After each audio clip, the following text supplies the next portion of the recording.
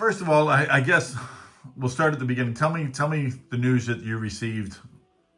So at 1 o'clock this morning, I got up and I checked my phone and learned that the boat Conscience, which Satie is on with, was approximately 100 people, was intercepted by the Israelis, and the boat was seized and they were towing it to shore. Your thoughts? It's a horrible feeling as a parent to know that, your kid is going to be imprisoned. We knew that this was a possibility, but it's hard. Tell me about Satie. She was in Newfoundland? Yeah, so Satie is my daughter, 24, and she did her undergrad at Memorial University in St. John's, and then she stayed on to complete her master's. And so she actually learned last week from her academic advisor that her paper had been approved. While she was on this trip? While she was on board the flotilla. Yeah, she let me know the other day, so. It's, we'll talk about a lot, but I mean, it's wild that she learned that she received her master's through... Yeah. We were very lucky, like up until yesterday, we had daily contact with her. And so it was nice, knowing that this is obviously a risky endeavor to try and break the siege and get aid to Gaza. And that was their mission. And they were very, very hopeful that they were. In the last flotilla, one boat did make it really close. And they were hopeful with their boat, specifically because it is filled with medical professionals and journalists, to professions that the Israeli government has been targeting, and they really are desperately needed. And so she was hopeful that the aid that they were carrying would get through, but they were about 100 nautical miles out, I think, when they got... International waters? They were in international waters when they were intercepted. So this was, you phrased it as an abduction. It wasn't arrested. It was... Yes, because what they're doing wasn't illegal. They're in international waters. Israel has no jurisdiction. They were bringing humanitarian aid. And it's shameful, really, that citizens are having to fill the gap where governments are failing. At this time, you've had no, quote, official word that she's been abducted. No, I mean, there was a live stream. Like, I saw it, which I don't recommend to any other mothers to see. But yeah, so we saw their boat be boarded. They were, sitting with their hands zip tied and stuff. And so we know that the boat has been towed to port, and that we've made calls and reported that they need assistance from Foreign Affairs. So we're hopeful that there will be consular support to them today. And we also learned that the consular support isn't allowed telephones. And so we won't know until they complete their work and leave that they'll be able to report back, and then we'll get a message from the organization. What was she saying before she was abducted? She was in really good spirits. They've seen the rise in attention, and part of it is bringing aid, but the other part is bringing attention, because this siege on Gaza, people talk about it being 2 years, but it's really been decades where there's just been a systematic denial of basic necessities to the citizens of Gaza. And so she was hopeful and determined to get that aid through. And it's a shame that it wasn't possible. And if I get this right, and by all means correct me if I'm wrong, this wasn't necessarily a flag wagging. This was a humanitarian mission. Oh, absolutely. I believe the total of aid that was on the boat that Satie was on was in the magnitude of around $125,000, $130,000 of particularly things for burns and antibiotics and the basic treatments that they can do, because the majority of the hospitals have been destroyed. Where did she start off from to go to Gaza? So she left us on September 7th, and she flew to Italy. Originally, she was scheduled to be on a smaller vessel that was going to be all women. And Satie is an experienced sailor. She grew up sailing with us, and so she was really excited about that. And they spent about a week readying the boat. But unfortunately, there were some safety issues that upon its final inspection, it didn't pass. And so then that crew of her boat got joined up with the folks on the Conscience, who, like I said, are primarily medical professionals and journalists. She was prepared for this? Yes. Like in terms of being abducted or whatever she was? She knew that was a likely outcome. So it was, she knew that was possible, yeah. What about you? I knew that too, and I've been following, and I know that the other flotillas, this has been what's happened, that they've been captured in international waters before they were able to get the aid to Gaza. And again, forgive me for this, but I know it would be asked. Knowing that, did that make her more determined, or was that sort of like, should we go or shouldn't we go at that point? Because, you can say just about the odds were that she would be captured.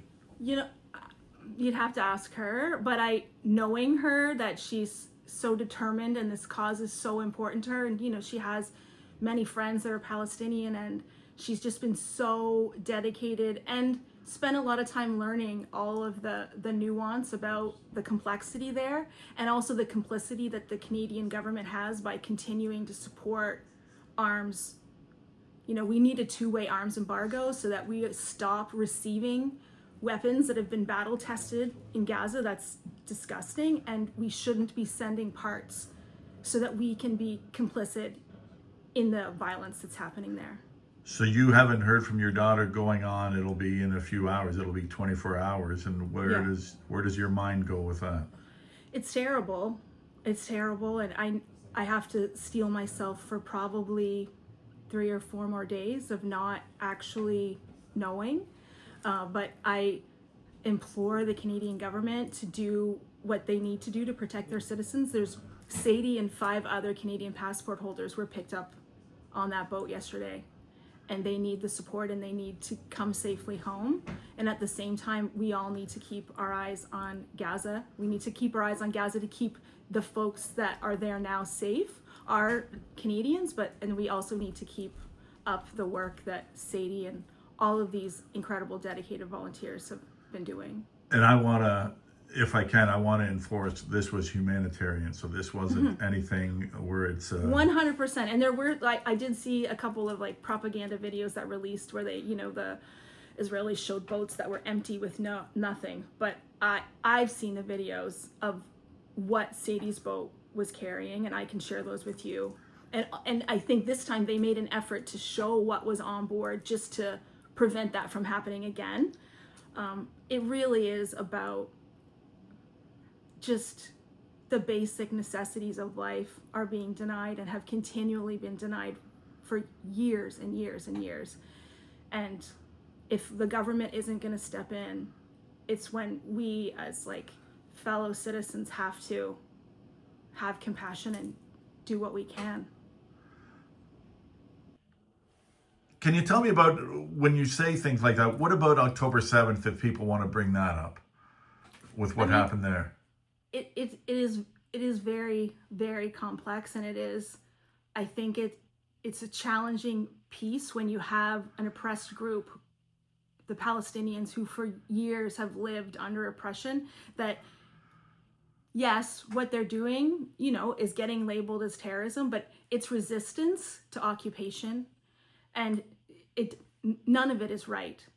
Bombing hospitals and killing children and systematically targeting civilian infrastructure, denying an entire population of drinking water is not right. And it's not the kind of world that we want to live in, and it's not the kind of geopolitical policies that anyone should be propping up and supporting. If I can say, no matter what side anybody's on, killing is wrong. Yeah, killing absolutely. Innocent civilians is wrong, no matter what side you are on, if I can say that. It is absolutely wrong. And it is And I understand that it is difficult and there is generations and generations of history involved in that plot of land, you know? But today is the time to change that. You know, I think the statistic is something like half of the population of Palestine is under the age of 30, you know, because of years of violence. The adults have been killed off. You know, the population that's alive now wasn't alive when Hamas was elected. Like, this isn't an easy fix, but what is easy is letting a boat full of medical aid and baby formula through. That's pretty straightforward. You know, if you're not being an aggressive oppressor, what's wrong with baby formula? Where does your mind go? Where does your heart go thinking about your daughter that you want? I'm just counting down seconds. Yeah. When was the last time you spoke to her and what was said, if I can ask? Yesterday, she just kind of gave us a heads up that they were getting close and that it was going to be a rough week. Yeah.